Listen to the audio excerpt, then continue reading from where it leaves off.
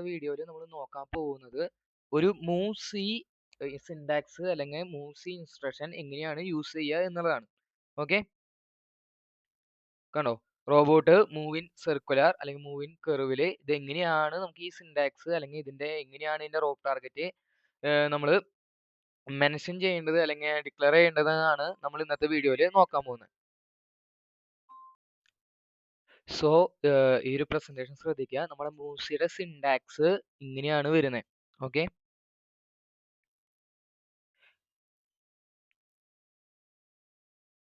Okay, മൂവ്സിയുടെ syntax ഇങ്ങനെയാണ് വരുന്നത്. മൂവ്സി, അതിനുശേഷം ഒരു റോബ് ടാർഗറ്റ്, അതിനുശേഷം വീണ്ടും ഒരു റോബ് ടാർഗറ്റ്, പിന്നെ നോർമൽ സിൻടാക്സ്. ഓക്കെ, സോ ഇത് എന്താണ് ഇവിടെ സംഭവിക്കുന്നത് നോക്കുക. ഓക്കെ, നമ്മുടെ റോബോട്ട് ആദ്യം ഹോം പൊസിഷനിലായിരിക്കും. ഓക്കെ, അത് മനസ്സിലാക്കി വെക്കുക. നമ്മുടെ റോബോട്ട് ആദ്യം ഹോം പൊസിഷനിലായിരിക്കും.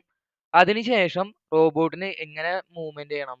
P1 ഒരു റൊട്ടേഷൻ ചുറ്റി അഗെയിൻ എന്ത് വേണം? P1 വരണം. ഓക്കെ, ക്ലിയർ ആയല്ലോ?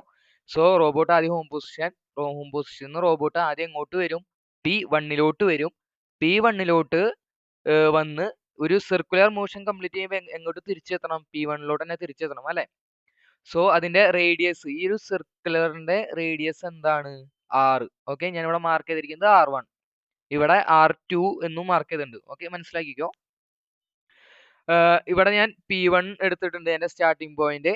ഇവിടെ ഞാൻ എന്റെ ഓപ്പോസിറ്റ് P2 എടുത്തിട്ടുണ്ട്. സോ ഇത് എങ്ങനെയാണ് വർക്ക് ആവണമെന്ന് നമുക്ക് നോക്കാം. ആദ്യം റോബോട്ട് ഹോം പൊസിഷൻ. സോ ഞാൻ ഇവിടെ ആദ്യം എന്ത് ചെയ്തിട്ടുണ്ട്? മൂവ് J എന്നിട്ടിട്ട് ഹോം പൊസിഷൻ ഡിക്ലെയർ ചെയ്തിട്ടുണ്ട്. ഓക്കെ, അതിനുശേഷം റോബോട്ട് എങ്ങോട്ട് ആദ്യം മൂവ് ചെയ്യണം? P1 റോബോട്ട് മൂവ് ചെയ്യണം. മനസ്സിലായോ? ഇവിടെ നമുക്ക് സർക്കുലർ മോഷൻ വേണ്ടാത്തതുകൊണ്ട് എന്റെ റോബോട്ടിന്റെ സർക്കുലർ മോഷൻ സ്റ്റാർട്ട് ചെയ്യുന്ന പോയിന്റ് P1 ആയതുകൊണ്ട് ഞാൻ എന്റെ റോബോട്ടിനെ ആദ്യം അവിടെ കോൾ ചെയ്യണം. അതിന് ഞാൻ എന്ത് ചെയ്തു? മൂവൽ ഉപയോഗിച്ചു. ഓക്കെ, മൂവൽ ഉപയോഗിച്ച് P1 ഡിക്ലെയർ ചെയ്തു. ഇപ്പൊ എന്റെ റോബോട്ട് എന്ത് ചെയ്തു? TCP P1 വന്നു. ഇപ്പൊ എന്റെ റോബോട്ട് ഇവിടെയാണ് നിൽക്കുന്നത്. ഇനി എനിക്ക് ആദ്യം എന്ത് വേണം? നമുക്ക് എപ്പോഴും മൂവ്സി ഒരു ആർക്ക് ഷേപ്പിലെ, അതായത് ഒരു കെർവിൽ മാത്രമേ നമുക്ക് ഡിക്ലെയർ ചെയ്ത് തിരിച്ച് റൊട്ടേഷൻ കംപ്ലീറ്റ് ചെയ്യാൻ പറ്റുള്ളൂ.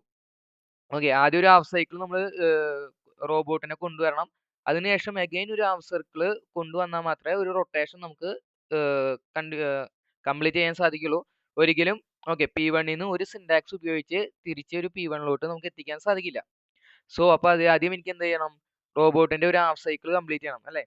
അതിനാദ്യം ഞാൻ എന്റെ റോബോട്ട് ഇവിടെയാണെന്ന് മനസ്സിലാക്കുക. എനിക്ക് ഇവിടെ ഹാഫ് സൈക്കിൾ എന്ന് പറയുമ്പോൾ P2 എന്റെ റോബോട്ട് എത്തണം ത്രൂ റേഡിയസ് R1. ഓക്കെ, ഇതാണ് എന്റെ റേഡിയസ് വരുന്നത്, R1 പോയിന്റ്. ഓക്കെ, റേഡിയസ് ഇവിടെ R1. സോ എന്റെ സിൻടാക്സ് നോക്കുക. മൂവ് സി, റോബോട്ട് P1 ആയതുകൊണ്ട് നമ്മൾ P1 ആഡ് ചെയ്യുന്നില്ല, ഓൾറെഡി P1 ആണല്ലോ. എന്താണ് എന്റെ റേഡിയസ് പോയിന്റ്? R1. സോ ഞാൻ ആദ്യം ഇവിടെ R1 ആഡ് ചെയ്തു. മനസ്സിലാക്കുക. ഓക്കെ, സോ ഇപ്പൊ എന്റെ TCP എന്തായി? P1 R1 മൂവ് ചെയ്യും. ഓക്കെ, എവിടേക്ക് എനിക്ക് എത്തണം? P2 എന്റെ ടാർഗറ്റ് പോയിന്റ് എവിടെയാ? P2. സോ ഞാൻ സെക്കൻഡ് പോയിന്റ് P2 ആഡ് ചെയ്തു. സോ എന്തായി?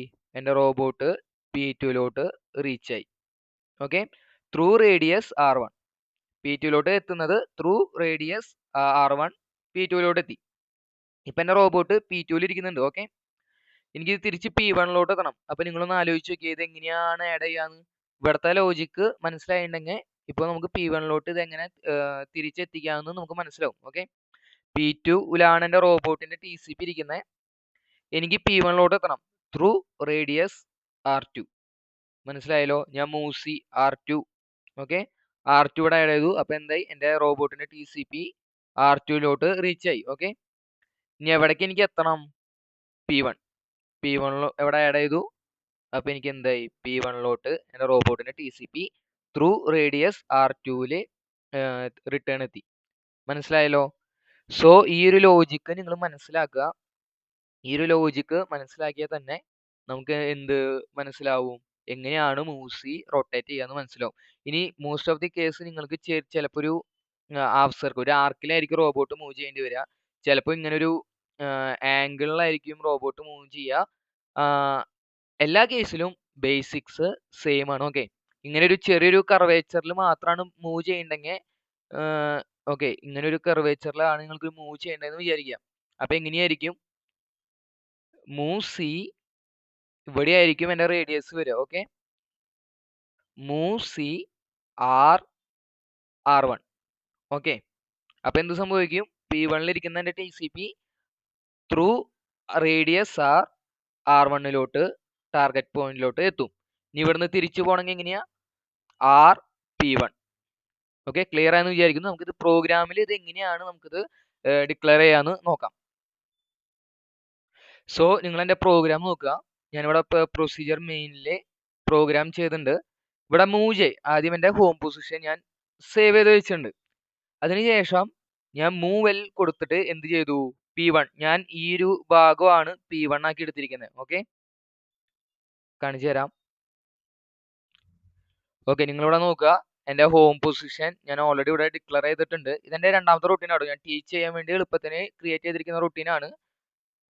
നിങ്ങൾ നമ്മുടെ മെയിൻ റൂട്ടീൻ നോക്കിക്കഴിഞ്ഞാൽ നമ്മുടെ മെയിൻ റൂട്ടീനും തമ്മിലുള്ള വ്യത്യാസമൊക്കെ നമ്മൾ മുമ്പത്തെ വീഡിയോകളിൽ ചെയ്തിട്ടുണ്ട്. ഓക്കെ, സോ മൂവ് ചെയ്യും. ആദ്യം എന്റെ ഹോം പൊസിഷൻ ഞാൻ ഇവിടെ ടീച്ച് ചെയ്യുന്നു. ഓക്കെ,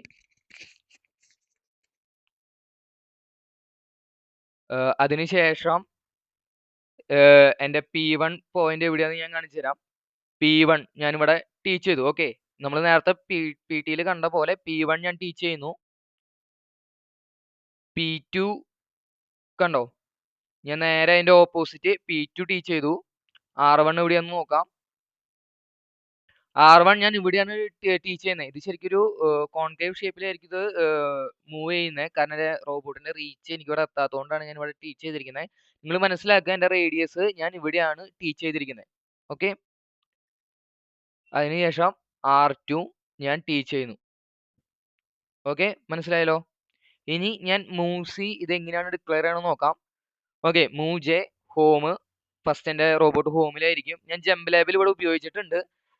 ഗോ ടു ലേബലാണ് ഞാൻ ഉപയോഗിച്ചിരിക്കുന്നത്. ഇത് കണ്ടിന്യൂസ് നിങ്ങൾക്ക് വർക്ക് ചെയ്ത് കാണിക്കാൻ വേണ്ടിയിട്ടാണ്. ഓക്കെ, ഞാൻ മൂവൽ കണ്ടോ? ആദ്യം ഞാൻ എന്ത് ചെയ്യുന്നു? ഞാൻ റൺ ചെയ്ത് കാണിച്ചു തരാം. PPT routine main.